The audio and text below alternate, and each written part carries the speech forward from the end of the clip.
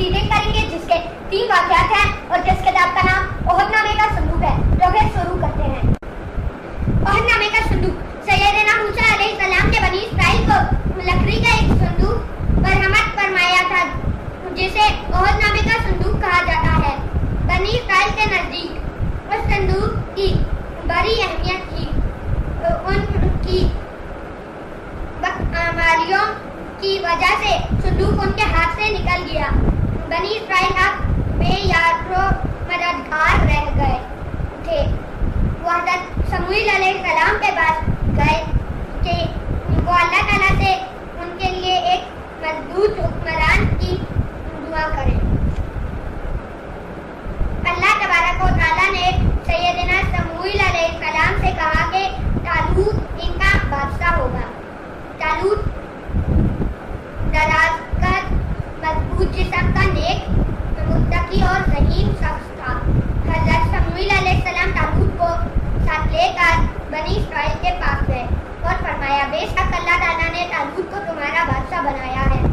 ये तुम्हारे लिए ओहद नामे का संदूक वापस लाएगा।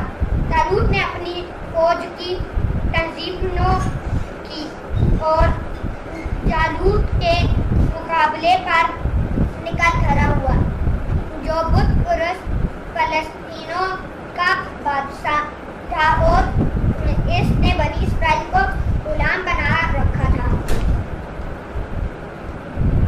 फौजी मुकाबिल हुई। जालूत ने सामने आकर ललकारा कि तुम में से कोई बहादुर है तो आकर मुझसे मुकाबला करे। जालूत की फौज से कोई ना निकला। ताहम कुछ देर बाद आम सी जिस्मत का एक नौजवान निकला और जालूत के सामने जा खड़ा हुआ। ये नौजवान सैयदना दाऊद अलैहिस्सलाम थे। आप अलैहिस्सलाम के पास एक गलील थी और चंद पत्थर। सैयदना दाऊद अलैहिस्सलाम और जालूत एक दूसरे के सामने खड़े थे। आप अलैहिस्सलाम की जुबान पर अल्लाह का जिक्र था, जबकि जालूत आप अलैहिस्सलाम का मजाक उड़ा रहा था। सैयदना दाऊद अलैहिस्सलाम ने जालूत की आंख का निशाना लेकर गलील चला दी। पत्थर उसकी आंख में लगा, खून का फुहारा उठा और जालूत तरफ तरफ कर मर गया। जालूत के मरते ही इसकी फौज भाग खड़ी हुई। जालूत की फौज उन पर अकब से टूट पड़ी। यूं बनी इसराइल ने खोया हुआ मकाम दोबारा हासिल कर लिया। दाऊद अलैहिस्सलाम की नबुवत और फौज। अल्लाह रब्बुल इज्जत ने सैयदना दाऊद अलैहिस्सलाम को नबुवत अता फरमाई और सहीफा ज़बूर से नवाजा। आप अलैहिस्सलाम निहायत खुशुल खान थे। ज़बूर की तिलावत फरमाते तो चरिंदे परिंदे दरिंदे हत्ता के हजर तक न सिर्फ सुनते बल्कि आपका साथ दे।